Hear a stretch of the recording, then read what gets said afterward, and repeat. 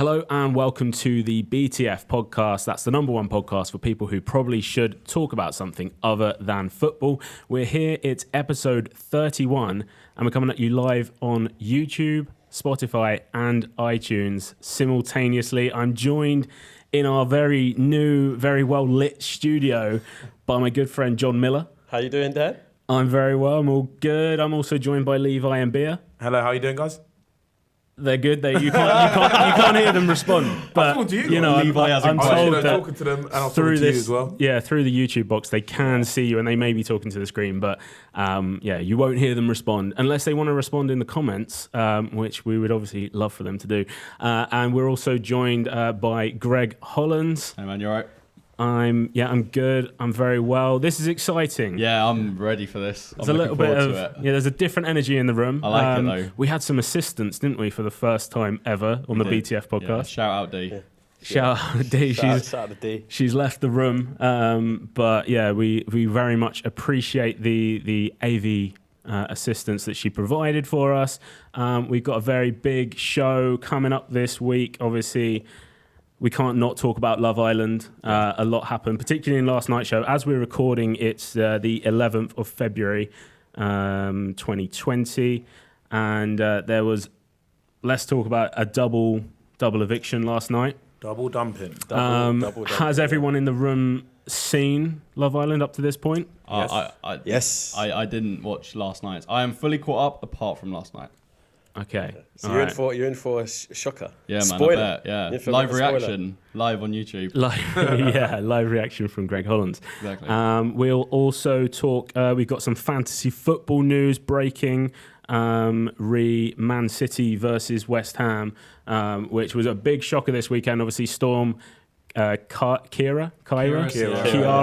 Yeah. Would you say Sierra? No, Sierra. Kiara. Sierra works. Alpha Yankee. Alpha Sierra Tango Oscar. That's it. Do you know the whole thing? I know a fair bit of it. Oh, come on, you've got to know it. All right, go for it. Me? Oh, are we going now? Reel off as much as you know. We'll fill in the blanks. Oh, is it? If we know.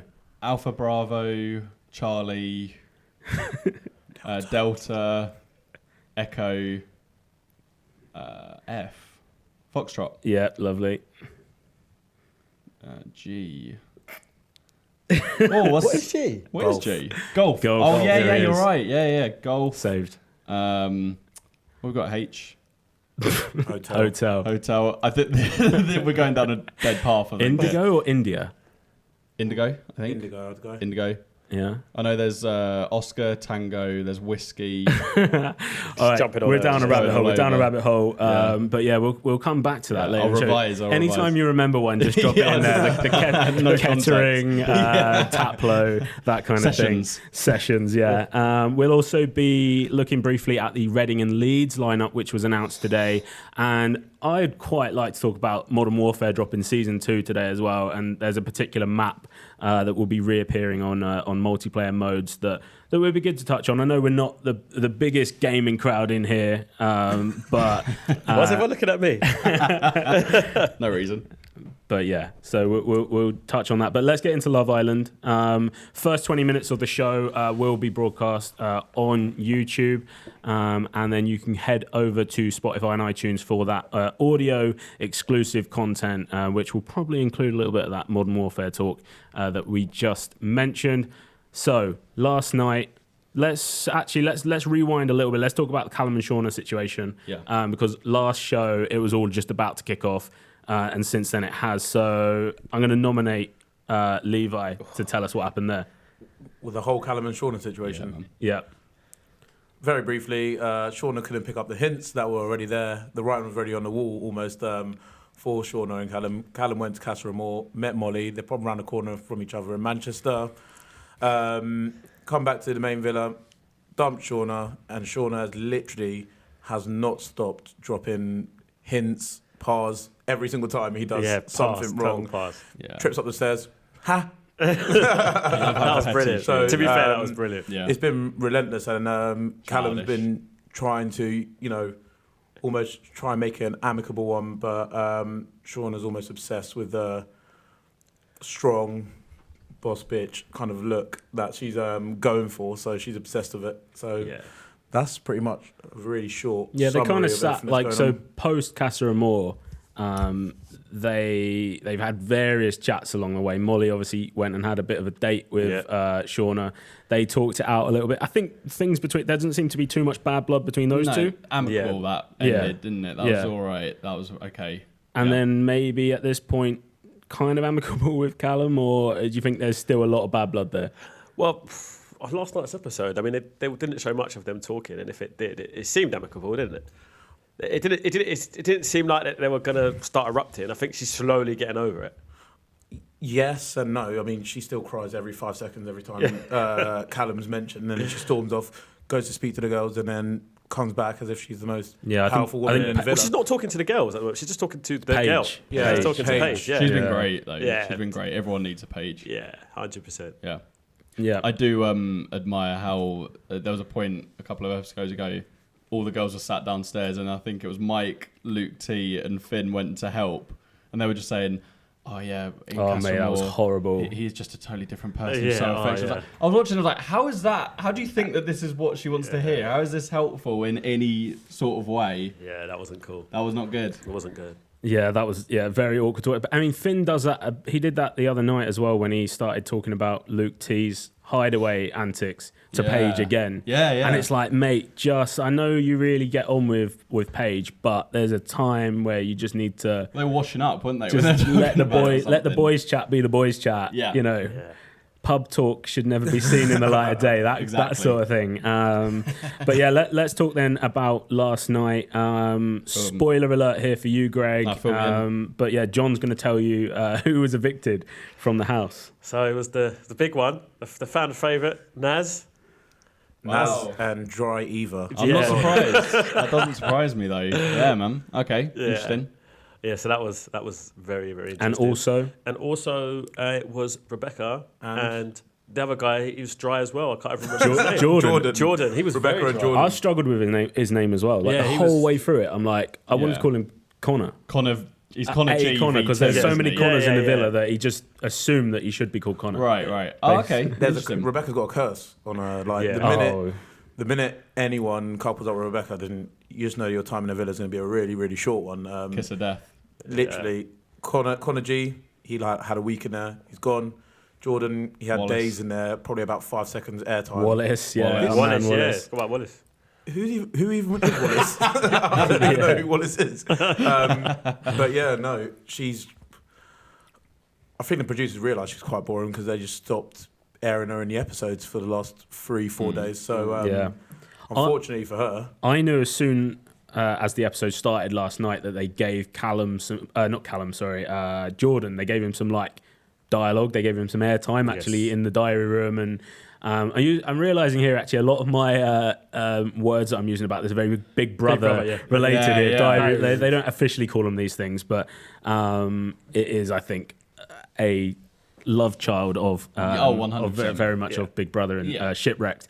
But yeah, so they gave him some time, and I just hadn't even seen it. I didn't even know his accent. Well, he sounds like he's from maybe Gloucester or something like that. But not a clue. The way he was we don't talking know anything about him. Cheds, he sounds a bit like a London boy, I thought. You reckon? Yeah, I reckon he sounds a bit of a London boy. Yeah, definitely. They were sat there bantering a little bit as well.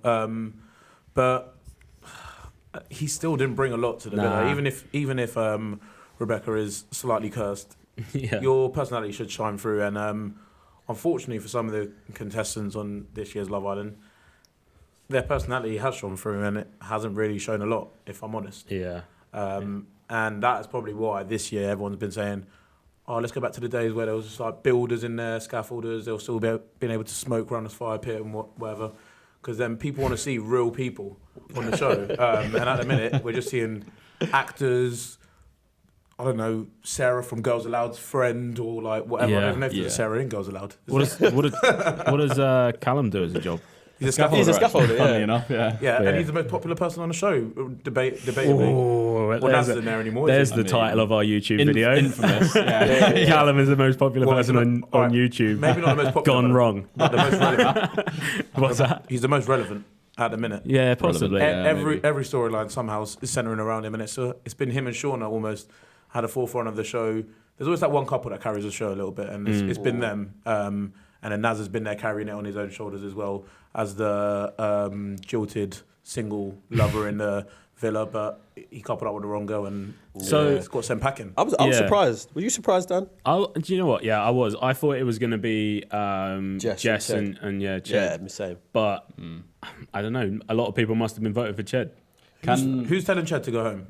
'Cause I'm not. Yeah, that's it. Yeah, I like him. I think he's great. So was it a case of was it the two lowest couples? It was. Just, they know what the other the house didn't couples, vote. they No, didn't it was vote just or all down to the anything? public. Okay, cool. Two lowest voted. Yeah, in that the doesn't house. surprise me. I mean, Naz, since he's come back from Casamore, he's just been really boring and really serious with Yeah. this Eva, and she's just like plain Jane, isn't she? And what do you think? Do you think them two will stay together? I think they seem to get on really well. I think they are actually a fairly decent couple. It's just like Levi. Where are they from? I'll give them their free. They'll be one of those couples that do a few this morning appearances, a few appearances here and there. They can come on a podcast. They'll if they come want. on BTF. A few BTF appearances. They'll do appearances here and there, and then eventually they'll just fizzle out and just disappear into the background because, I mean, if anything, their relationship didn't really get to go far in the Villa, Yeah, so exactly. they weren't Second really gear, having. They're not really obliged to follow on from it.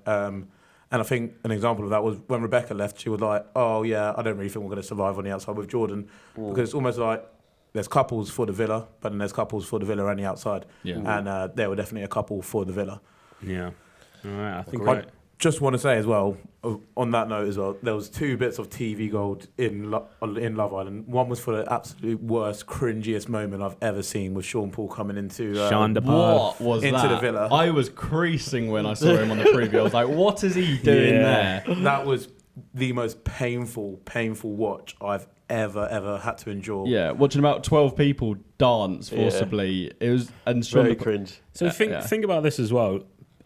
Business class flights from like Jamaican, isn't he? Sean Paul. Yeah, I think he lives in Jamaican. Jamaica. Yeah. So business class flights from Jamaica to Cape Town. The appearance fee alone, he's got to have probably an entourage of, let's say, between 5 and 10 people, I would imagine, with him. 100%. So you're paying for all of those, even if they're flying economy.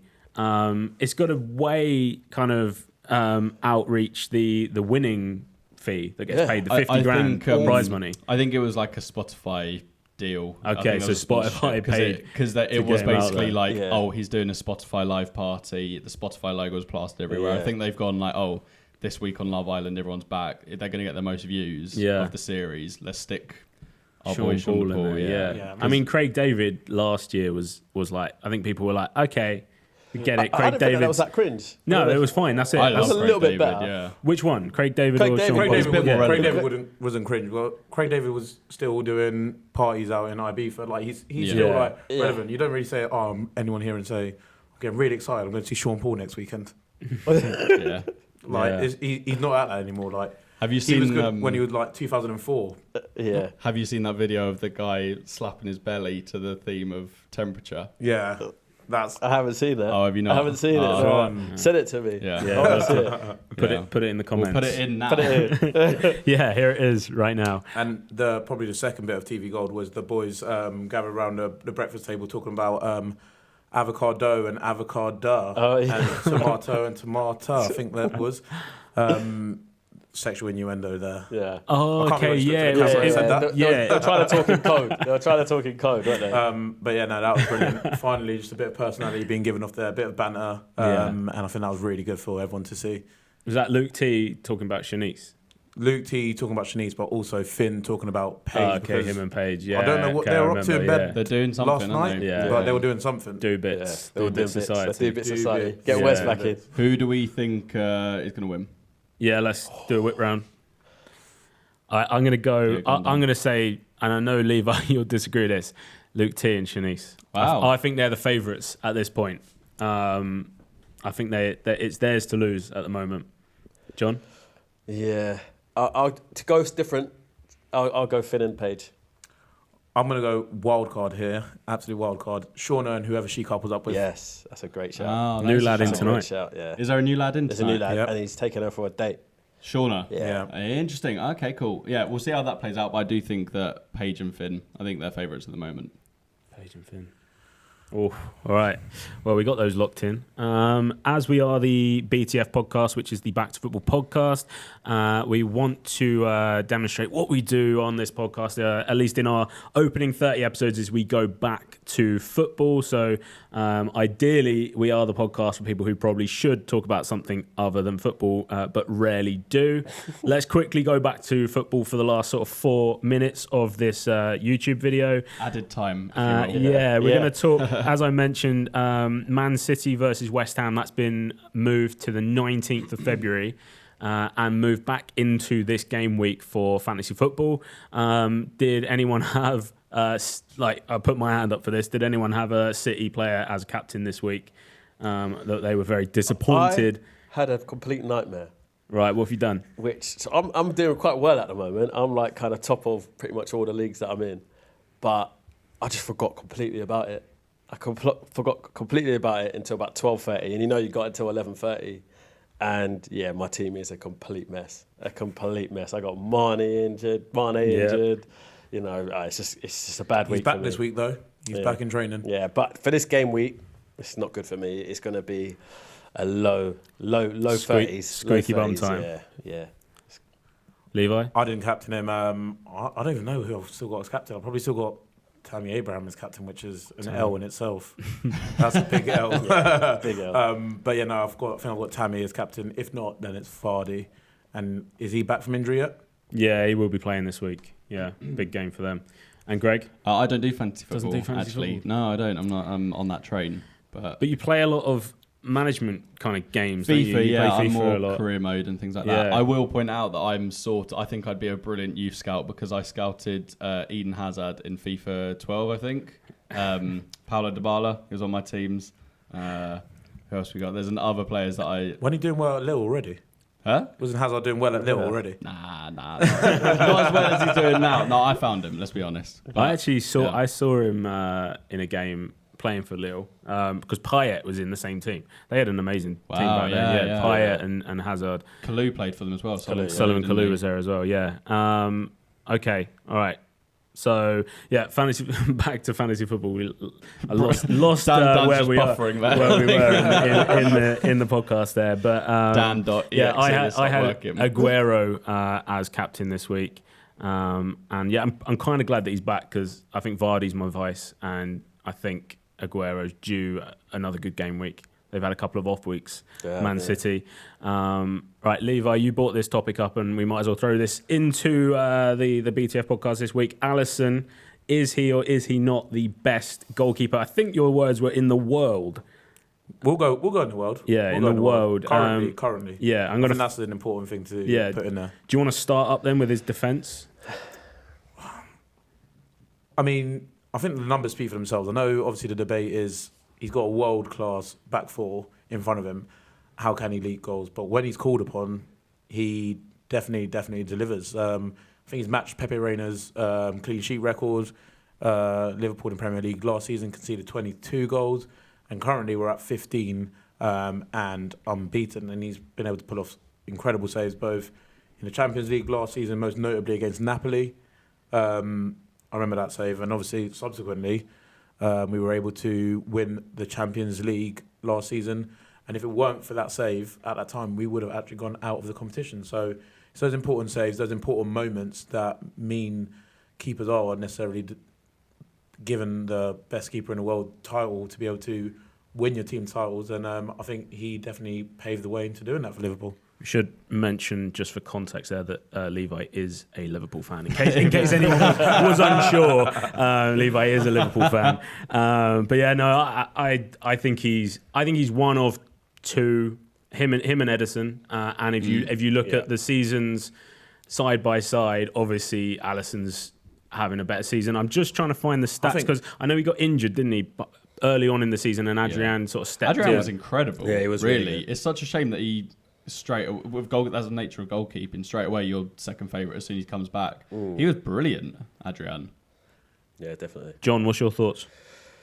Stats don't lie. I think the most important thing said in everything that Levi said was currently. It swings and roundabouts. A few years ago, Eva would have been saying De Gea, but because United's on form, the back four's not doing well. He's obviously, mistakes are starting to show up, and he's under a bit more pressure. I think that the form of the team is important. The strength of the back four, and I think that's definitely helping Allison. But can't argue with the stats. Will he be the number one keeper for Brazil? Is he been starting for Brazil? Do you know? I mean, I got the stats here on his Premier League season this year. He's played 17 games in the Premier League, so that's around about. How many games are we in? 26, 27? Yeah, it must be. Yeah, they're 24-1, I think. So maybe 25 games in. 25 games. So he's played, most of that season, and last year he played the entire season. He played all 38 games. So yeah, I certainly. I mean, it's very hard to argue against this guy. Let's just have a look at his international appearances. So he played all 6 games in the Copa America last year for Brazil. So. All I want to say is people are getting found out at the minute. The Gea, the minute his head's not in the right place and the minute he hasn't got someone stone wall in front of him, he's been found out. He's a fraud. Edison, at the minute, he hasn't had Laporte in front of him. He's being found out at the minute. Man City are leaking goals and losing games. That's the reality of it. Kepa, he's a fraud as well. Everyone was coming out and saying, oh yeah, these 3 are going to be like the best keepers in the league. 3 frauds there. And Allison's there. Fair enough, he's got some world-class centre-backs in front of him, but no one will ever give Gomez the title of world-class at the minute. Yeah, I'm just going to go out and say that. People are struggling to give Trent the title of world-class at the minute, and no one will give Robertson, the title of world-class. I would come out and give both Robertson and Trent. I honestly would say that if I'm picking a FIFA at least 15... I thought we were still on goalkeepers, and I thought you were talking about Aurelio Gomez. Yeah, so did I. I was like, wait, yeah, what? what's He's like, No. He's like 46 now. No, but I'm saying, so long as Trent's still even included in the conversation of Trent or Aaron Wan-Bissaka, then you guys are not showing him enough respect to be a world-class player. Serge Aurier, Say something. Do you mean for England selection? I mean, just in general, we're talking about the league here. We're talking about the Premier League. Yeah. If we don't identify Trent Alexander-Arnold as the best right back in the Premier League, then there's something fundamentally wrong. Yeah, I think he hands down is the best right back in the Premier League at the moment. And technically immaculate player. Passing range that if a lot of the passes he's been playing, if Paul Scholes and David Beckham were pinging those about in sort of 99, you wouldn't have, you would have been like, oh, calm down, Bex, mate. Like, we know you can pass, but don't show off. Do you think he'll move up into CDM at any point? Or right wing, or do you think he's stuck at right back? Eventually, yeah. When he's at City, when he goes to City, I think he'll move into that. Oh wow! Okay. Insider information here. I think Pep will move him into one of those Philip Lahm type players. Yeah, if Pep's look, Pep won't be there for very long. No, mark my words, he will be leaving City very, very soon. I think so. You reckon? 100%. Yeah. Oh, well. All right. Well, that pretty much brings to a close the YouTube segment of our show this week, BTF 31. You can now head on over to iTunes or Spotify for our audio exclusive content, of which it will be plenty. But please do hit like and subscribe below the video, and hopefully you will become a loyal viewer of our YouTube channel. And we look forward to having you guys on board. So yeah, thank you from the guys. Thank you very much. Thank you very much. So Oscar acceptance speech, Parasite. We'll talk about that in the audio exclusive part. So yeah, see you over on Spotify. Carrying on with the show, we'll just go seamless here. We'll let these guys.